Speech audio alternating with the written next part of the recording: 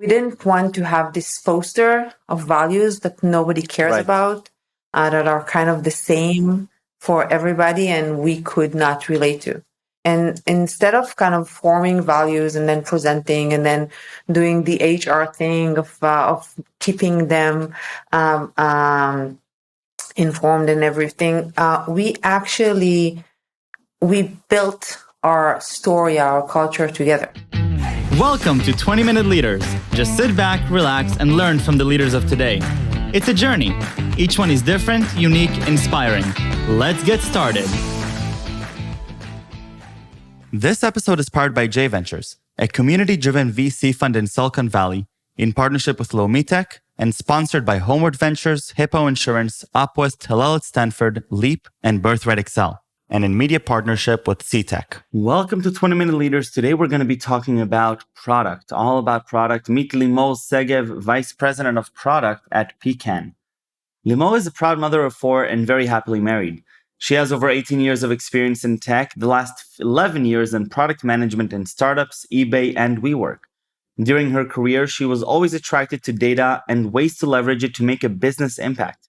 Her last 2 roles before joining Pecan were eBay, where she led the product team for the eBay catalog, and in WeWork billing and payments.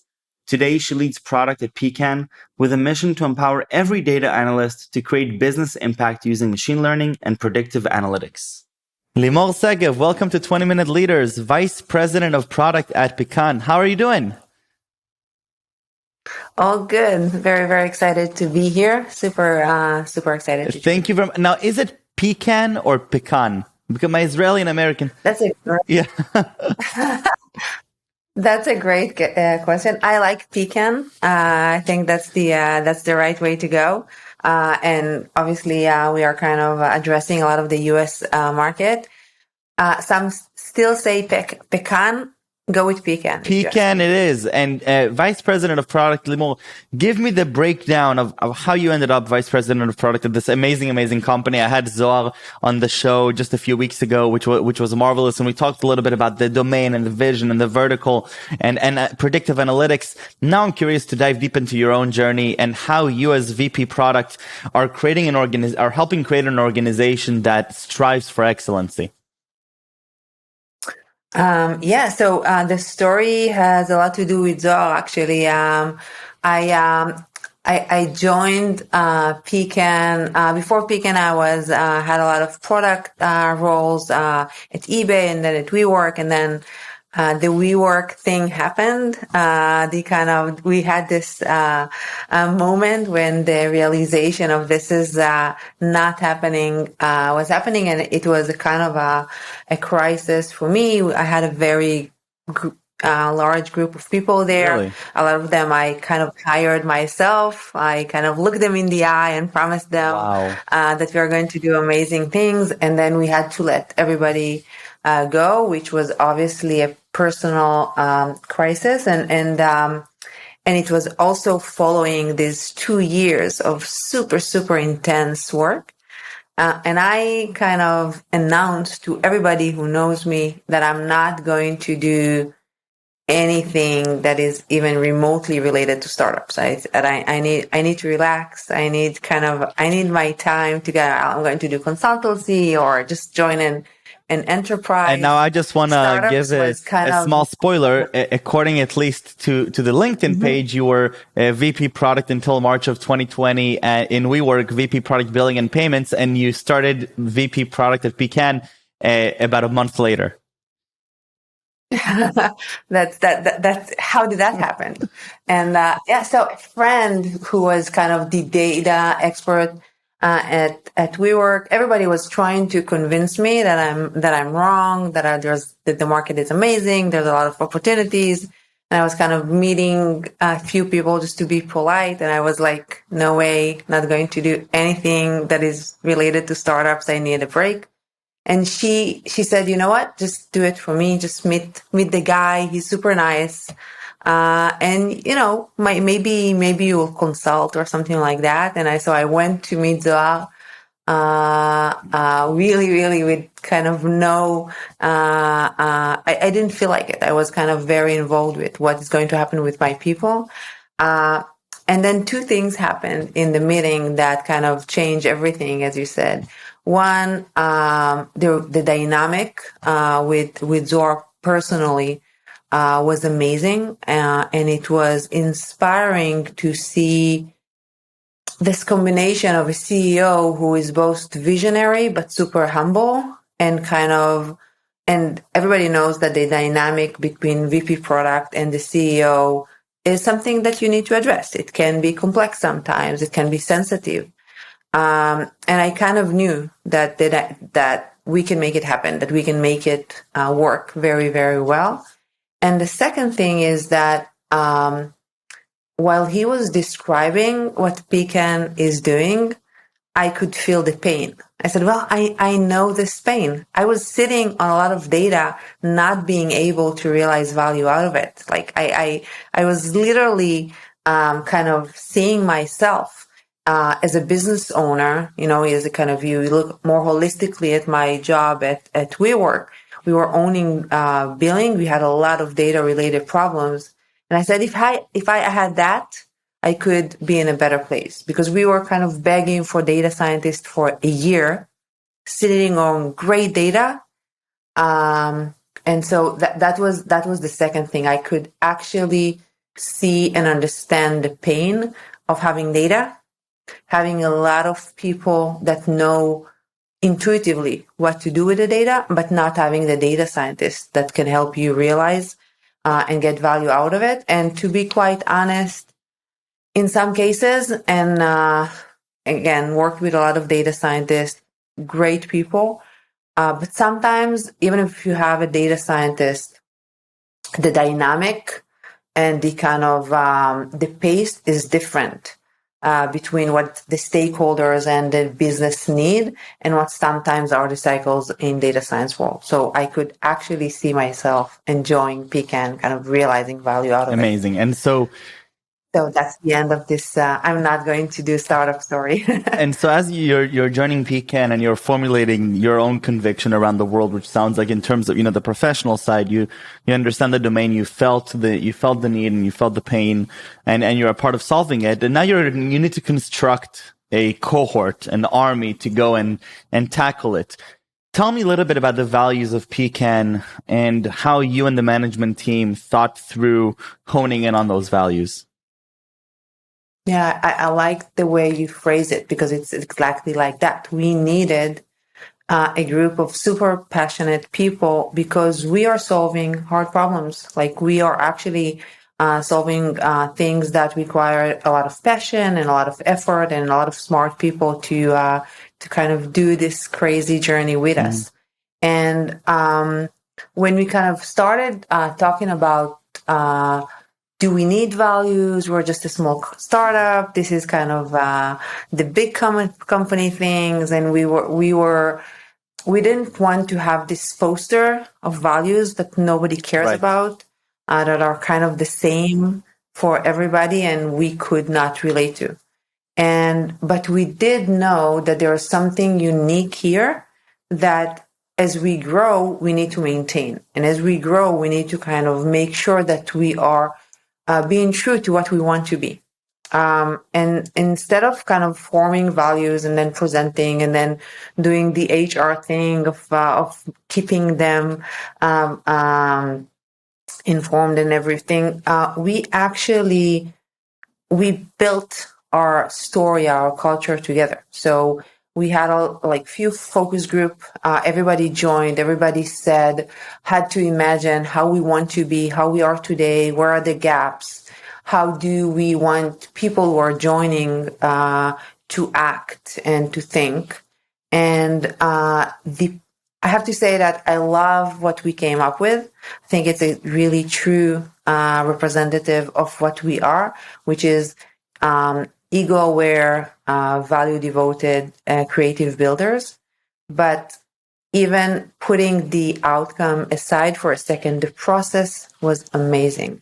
The process of asking each and every employee who we are, who do we want to be, and who do we want the people who are joining us to be. And it was it was this focus group, and then we did some voting and refined it.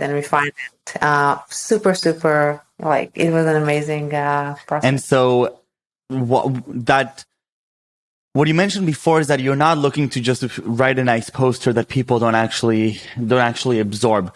How do you feel that this process changed the way that the employees are interacting with these values on a regular basis? Obviously, they're not meant to be chanting these values as they roam the halls of the company. But how does it change the way that they're actually absorbing those values?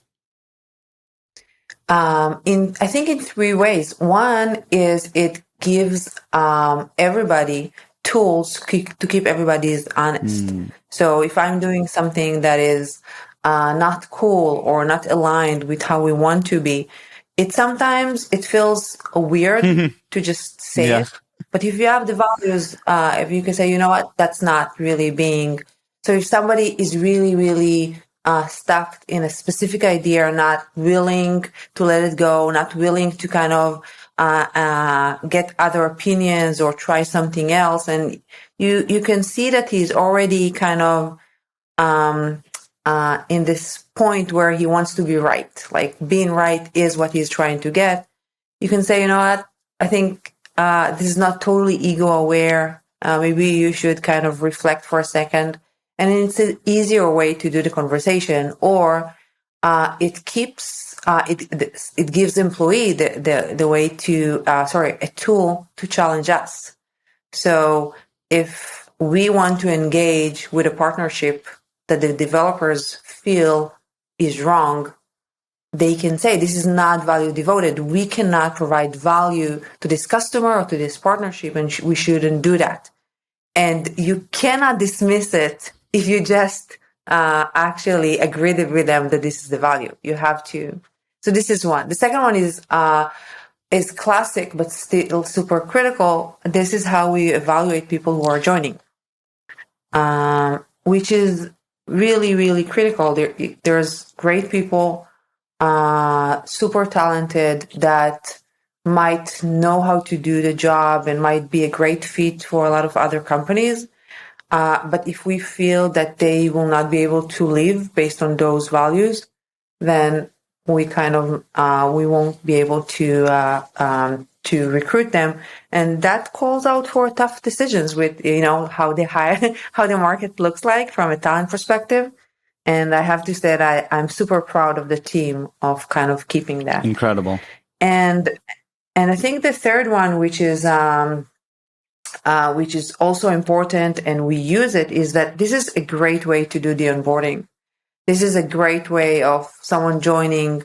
They go through the value training and everything, and they talk to people, but they also get a chance to contribute to them. And they also get a chance to actually say, this is how I would change it. And they also get a chance to actually say, are we actually living according to those values? I think it's those three things. And there's time like we take use cases, see in cases that we feel that we didn't live by our values, and actually evaluate them. Amazing. Like on a day-to-day, it's just being taught. And I think that, one of the most interesting things that will leave me also thinking after this recording, it's this idea of we give employees a way to challenge the team. Right. This is not a trivial statement.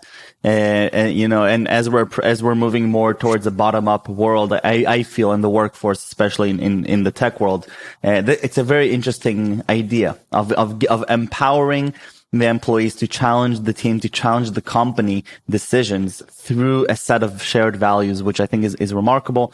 Now, tell me a little bit also about your stance on product development in general. So you're vice president of product. And one of the things that we briefly talked about is the ability to provide ownership and responsibility across all employees, across the entire value chain. Tell me about that. So if we take a step back and you look at the beginning of the story of why I joined Pecan, I joined somebody else's dream. Like, there was two people who was already dreaming about this amazing thing. It was so amazing that it made me join.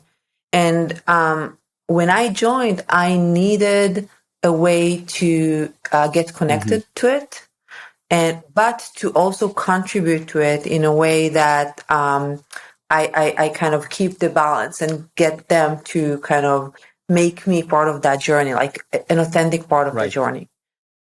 But I also knew that it's not about me. It's about providing that to each and every member of the team. It's like, imagine you're asking, let's take kind of a depressing example for a second, but I think a good one. Let's say there's a war and you want to get everybody to kind of jump with you. It will be much easier if they know why they're jumping, or even more so if they actually were the one that defined why and were the ones that kind of defined the target. And so what instead of kind of, product world in another place, the product process, you sit in a room, you talk to a lot of people separately, you talk to all stakeholders and stuff, and then you come up with this presentation, the vision presentation, and you present it, and everybody claps, and then we start running. And that's one way to do the process. Another way to do the process is to create a shared narrative, a shared Pecan narrative of what we want. When we talked about the values, is who we want to be. When we're talking about the vision, is what we want to be for our customers. And so pragmatically, when I joined, I needed to hear Zohar and Noam's story of, let's take this 2 years into the future, and you receive this kind of excited email from a customer. What does it say? What does it try? What do you read inside? So first of all, each of their letters was slightly different, so we were able to talk about that. But then we actually opened it up. We asked every employee to write that email of what would a satisfied customer 2 years from now would say. What do they gain? What is the value that they are getting out of it? And this, first of all, it's a fun exercise to do. Like it's fun writing how a satisfied customer would react in 2 years is a fun exercise. The second thing is that it enables us to share the story in a very kind of fun, unjudgmental way. You cannot judge what I'm dreaming about, but we can compare it and see if we are actually dreaming the same thing. And after that, we did a lot of work of, concising it and kind of refining it into a shared narrative that we keep updating. But it's about kind of everybody has its own part in the story. I love it. Limor, it sounds like the journey at Pecan is incredible, and it sounds like the intentionality behind building a right culture, one that is empowering the idea of challenging thoughts and creating shared values, and more importantly, aligning the vision and the mission of everybody towards what it means to build a successful company and organization. I love that. And I'm taking a lot of lessons to myself in this. So thank you for the time. I want to spend the last couple minutes going back and talking a little bit more about you. And I'd like to go back to your childhood and hear from you. What really fascinated you as a kid? Well, I was a geek from the get-go, so I loved math. I was really, really kind of obsessed with it. I loved it from the like from very, very early age till high school. Amazing. Boring, but that's true. And what inspires you today?